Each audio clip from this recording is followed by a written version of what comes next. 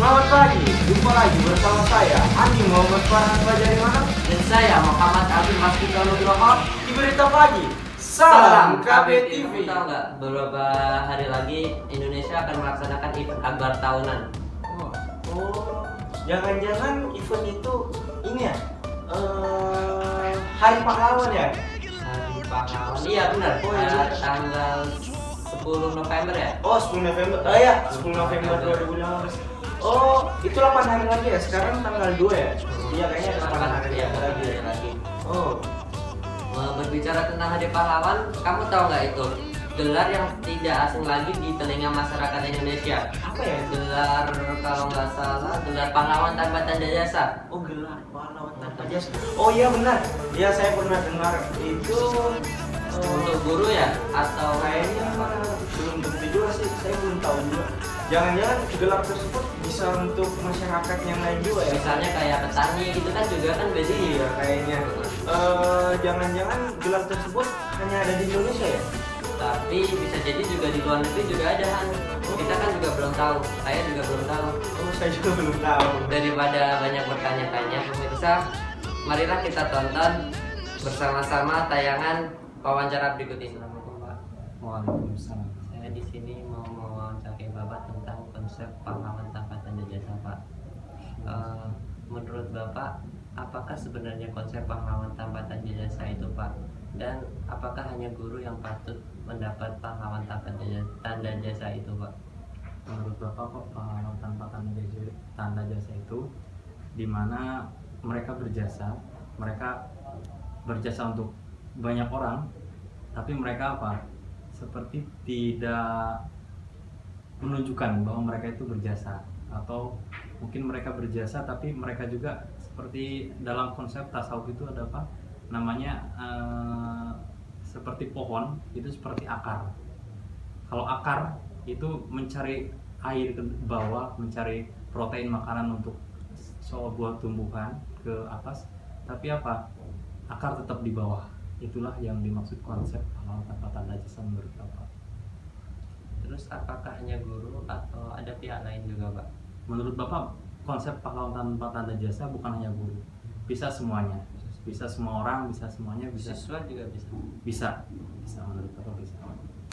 Terus kira-kira Bapak, gelar pahlawan tanpa tanda jasa itu hanya di negara Indonesia atau bisa di negara lain kira-kira? Kalau hanya gelar itu kan hanya pembicaraan orang gitu. Tapi konsepnya udah menurut Bapak itu mah di semuanya udah ada, karena seperti ya karena konsep ini itu awalnya kan dari ya konsep Islam, konsep kemudian Rasulullah itu mirip sekali dengan itu. Jadi ya itu pahlawan tanda jasa itu seperti itu. Jadi kalau gelarnya mungkin hanya di Indonesia ada pahlawan tanpa tanda jasa, tapi kalau konsep ini di semua negara itu ada. Terus berbicara tentang guru, menurut Bapak guru itu sebagai profesi atau kewajiban Pak?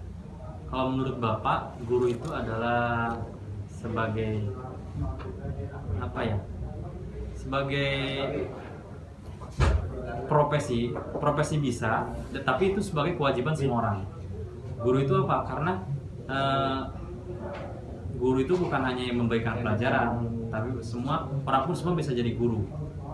Semua bisa memberikan pelajaran dengan contoh yang baik ke orang-orang. Itu pun merupakan bagian dari guru tersebut. Bukan hanya profesi guru itu, tapi semua orang bisa menjadi guru. Terus yang terakhir, apa kesan dan saran Bapak bagi guru-guru di Indonesia selama ini?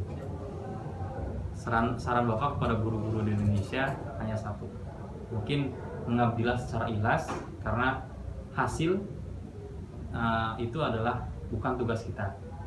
Mengabdi secara ikhlas, kalau kita udah ikhlas, insya Allah hasilnya akan baik. Seperti tadi tumbuhan pohon itu ketika akarnya itu terus mencari air, mencari protein ke bawah dengan ikhlas, maka insya Allah pohon itu akan tumbuh subur, dengan buah-buah yang indah, dengan buah-buah yang enak. Itulah konsep guru seperti itu. Terima kasih ya Pak. Terima kasih. Sekian wawancara saya terhadap Bapak Caswa.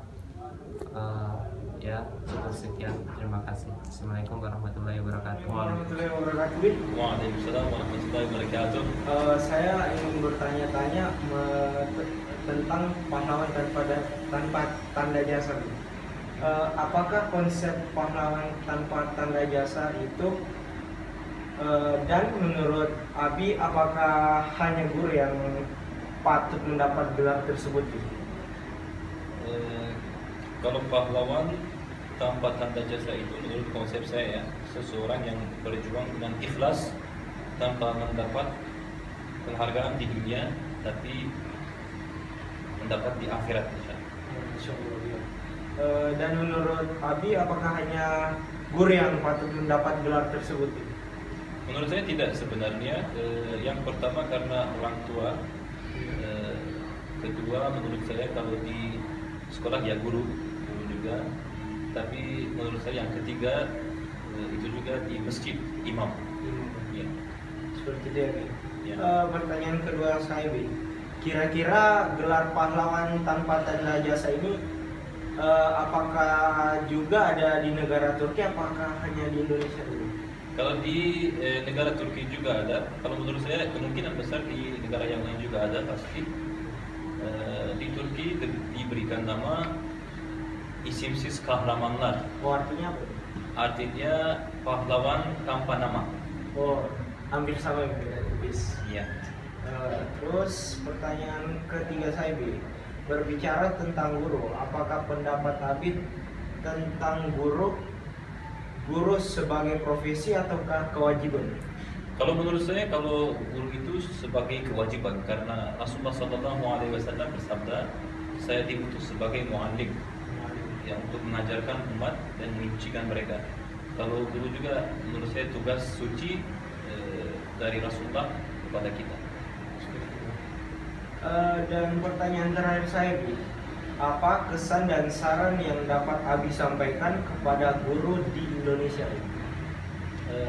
Kalau secara khusus di Indonesia, secara umum mungkin untuk negara-negara yang lain juga. Yang pertama, lima taquluna ma la taf'alun. Kenapa kalian katakan yang kalian tidak melakukannya? Seorang guru menurut saya harus melakukan apa yang dia sampaikan sama muridnya. Setelah itu dia sampaikan sama muridnya biar ada efeknya. Kalau kedua, seorang guru menurut saya harus idealis, beriman kuat, cinta sama siswanya, memberikan apa saja dia miliki tanpa timbal balik. Maaf, Bi, tadi Abi bilang iman. Bagaimana dengan orang-orang Kristen yang agama-agamanya? Kalau menurut saya itu juga sesuai dengan agama mereka. Oh ya, terima kasih Abi. Sekian dari saya. Terima kasih. Assalamualaikum warahmatullahi wabarakatuh. Itulah hasil wawancara yang telah tim redaksi kami dapatkan beberapa hari yang lalu. Oh ya, Alvin, sudah tidak terasa lagi 30 menit kita menemani pemirsa-pemirsa yang ada di rumah. Dan sekarang sudah saatnya kita pamit mengundurkan diri dari hadapan pemirsa yang ada di rumah. Ya, mohon maaf jika ada salah kata dan salah ucap. Sekian, terima kasih. Sekian reportasi kami. Semangat 45, salam KBTV.